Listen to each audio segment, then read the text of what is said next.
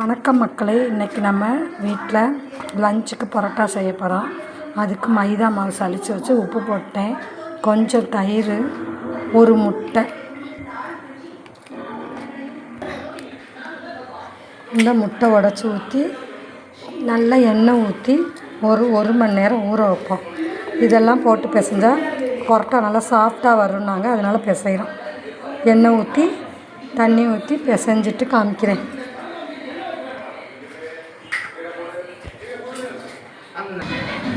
நல்லா எண்ணெய் ஊற்றி இப்படி இழுத்து நல்லா பிசைஞ்சு ஒரு மணி நேரம் ஊற வைப்போம். நல்லா பிசைஞ்சு கொஞ்சம் எண்ணெயை ஊற்றி வச்சாச்சு. ஒரு மணி நேரம் கழித்து வந்து வீசுவோம். தட்டு போட்டு மூடிடுவோம். 1 hour கழித்து வருவோம். 1 மணி நேரம் ஆயிடுச்சு, எப்படி இருக்குன்னு பார்ப்போம். நல்லா இருக்குது. அடுத்து நம்ம உருண்டை பிடிக்கணும். இப்படி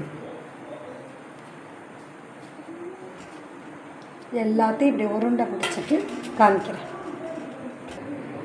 நல்லா இப்படி உருண்டை பிடிச்சாச்சு. இது ஒரு 10 நிமிஷம் ஊறட்டும். அதே மாதிரி துணியை போட்டு மூடி வச்சுட்டு ஒரு 10 நிமிஷம் கழித்து வருவோம். வாங்க, 10 நிமிஷம் ஆயிடுச்சு. ஒரு உருண்டையை எடுத்து இங்கே வச்சு நம்ம கையிலே இப்படி தேய்க்கணும். தேய்க்க முடியும்னா நல்லா இழுத்து இது ஃபுல்லும். இந்த 1/4 மணி நேரம் ஆச்சு. இந்த உருண்டையில் ஒன்று எடுத்து நல்லா வச்சு கையிலே தேய்ச்சி இதை வச்சு நல்லா இது ஃபுல்லும் பரத்தி தேய்ச்சிக்கிடுவோம், சப்பாத்தி தேய்க்கிற மாதிரி. இப்படி நல்லா தேய்ச்சிட்டு இதை எடுத்து துவைக்கிற 2 இது இப்படி துவைக்கிற மாதிரி 2 துவைச்சிட்டு இதை அப்படியே மடித்து நல்லா எண்ணெயை தடவி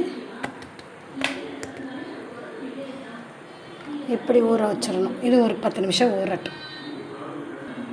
1/4 மணி நேரம் ஊறிடுச்சு. ஒன்றை எடுத்து நல்லா எண்ணெய் தொட்டு கையிலே இப்படி போட்டு இங்கே கல் காய வச்சுட்டேன். அதில் வாங்க பரோட்டா போடுவோம்.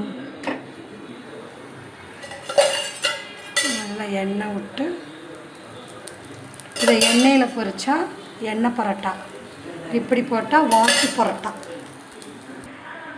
இந்த 2 பக்கம் நல்லா எண்ணெய் ஊற்றி செஞ்சாச்சு.